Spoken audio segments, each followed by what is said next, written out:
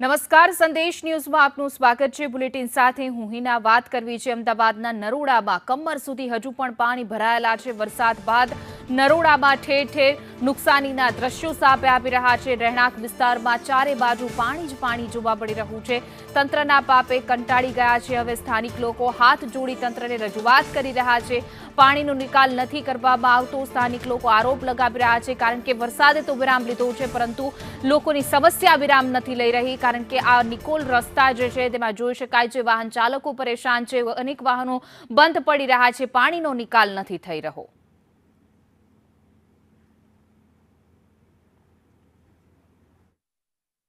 વરસાદ બાદ ઠેર ઠેર વિસ્તારમાં ચોરે ફેર જોઈએ તો પાણી જ પાણી જોવા મળી રહ્યા છે। જ્યાં જુઓ ત્યાં વરસાદી પાણીનો નિકાલ નથી થતો અને વાહન ચાલકો હોય, રાહદારીઓ હોય તે પરેશાન થતા નજરે પડી રહ્યા છે। અમદાવાદના નિકોલ સહિત નરોડા સહિતના તમામ જે વિસ્તારો આવ્યા છે કે જ્યાં રેસિડેન્સ વિસ્તારો છે ત્યાં પણ વરસાદી પાણી ભરાયેલા નજરે પડી રહ્યા છે।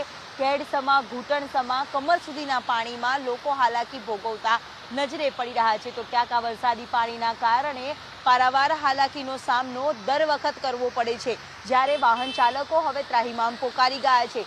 એક તરફ જોઈએ તો પહેલી નજરે જોતા આખે આખું તળાવ જ ભરાઈ ગયું હોય તેવા દ્રશ્ય સામે આવે છે। જો કે વરસાદ બંધ થયાના કલાકો વીતી ગયા છે તેમ છતાં પણ આ વરસાદી પાણીનો નિકાલ છે તે થયો નથી અને આખરે હાલાકી છે તે જનતાએ વેઠવાનો વારો આવ્યો છે।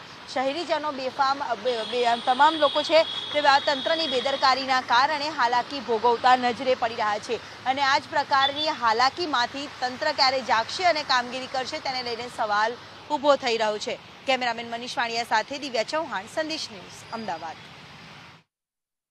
વરસાદમાં જ અમદાવાદના દર વર્ષે આ જ પ્રકારના હાલ જોવા મળે છે। પ્રી મોન્સૂન કામગીરી માત્ર કાગળ પર છે।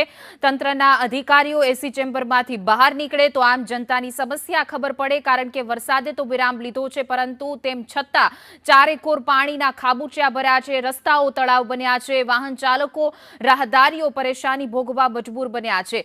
અમદાવાદમાં દર વર્ષે આ જ પ્રકારની પરિસ્થિતિ। એક તરફ ખાડા રાજ જોવા મળી રહ્યું છે। અનેક વિસ્તારોમાં ખાડા છે। અધૂરી કામગીરીના કારણે પણ ખાડા ખોદી દેવામાં આવ્યા છે તો બીજી તરફ વરસાદી પાણી ઓસરવાનું નામ નથી લઈ રહ્યા। સામાન્ય વરસાદ હોય કે ધોધમાર વરસાદ હોય પરિસ્થિતિ ઠેરની ઠેર જોવા મળે છે। આ નરોડા વિસ્તાર છે કે જ્યાં જોઈ શકાય છે કે રાહદારીઓ કેટલા પરેશાન થઈ રહ્યા છે।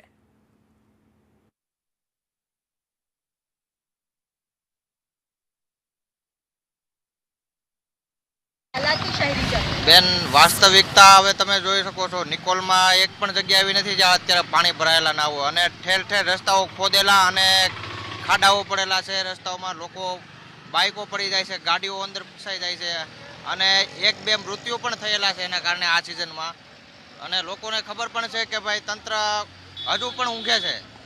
થોડુંક જાગૃત થાય અને આમાં બધી સુવિધાઓમાં રસ્તા બેન બેઝિક જરૂરિયાત છે તો એ લોકોને પૂરી પાડે તંત્ર, એવી તંત્રને આંખ ઉઘડે અને વહેલી તકે કામ ચાલુ કરે તો સારું। નહીંતર પબ્લિક હજુ હેરાન થાય છે અને આ સિઝનમાં તો હું 10 વર્ષથી જોઉં છું આ સિઝનમાં બહુ હેરાન થાય છે પબ્લિક અને 2 મૃત્યુ થયા છે બેન, એ બહુ દુઃખદ વાત છે।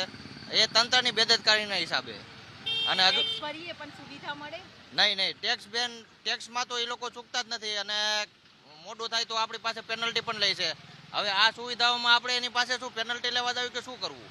હવે આમાં કોણ જવાબદાર કોણ અને આપણે કોને પૂછવું? તંત્ર હજુ પણ ઊંઘે જ છે એટલે વહેલી તકે જાગે તો વધારે સારું। અને આ મીડિયાથી જો એને કંઈ ખબર પડે, આ મેસેજ જાય અને વહેલી તકે કામ ચાલુ થાય તો વધારે સારું બેન। વરસાદમાં જ આ પ્રકારના અમદાવાદના હાલ છે। ગઈકાલે વરસેલો વરસાદ પરંતુ પરિસ્થિતિ અત્યારે પણ એવી ને એવી જોવા મળી રહી છે। વાહન ચાલકો પરેશાન થઈ રહ્યા છે। તંત્ર, સ્થાનિક લોકો પણ આરોપ લગાવી રહ્યા છે કે મોટા મોટા ટેક્સ તો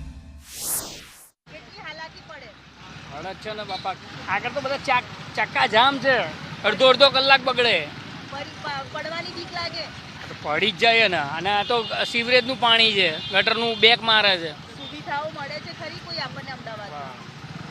શું સુવિધા, હવે શું સુવિધા કેવું કઈ જ નહીં, તો કહેવાય જ નહીં। હજુ તો શી ખબર શું ચાલે છે। નોકરિયાત વર્ગ હોય હા, એ મોડું જ થઈ ગયું છે, અડધો કલાક તો રોજ મોડું થાય। સ્થાનિક તંત્રને શું રજૂઆત કરશો? તંત્રએ જે યોગ્ય પગલાં લેવા પડે હાલાકી બહુ છે જ, તો આગળ જવાયું જ નહીં।